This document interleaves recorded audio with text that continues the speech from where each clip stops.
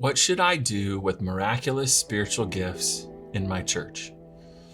We got this question from a listener who asked specifically, how do I approach cessationism in my church that heavily accentuates the importance of gifts in the day-to-day lives of believers?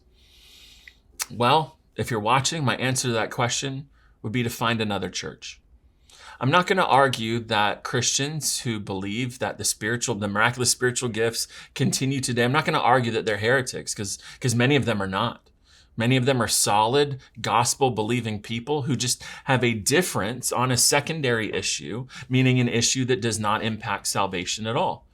So if the church that you're going to is heavily teaching these things and saying this should be the day-to-day life of the believer, that you're seeing miracles and performing miracles, and you don't believe that, then you should find another church. You should find a church that teaches more in line with what you think the Bible teaches. You shouldn't try to stay in that church and try to change that church if the leadership, if the people of that church, the history of that church does not follow the teachings that you believe. You should leave. Now, I'm talking about solid churches that believe that the miraculous spiritual gifts still continue today, and there are those out there.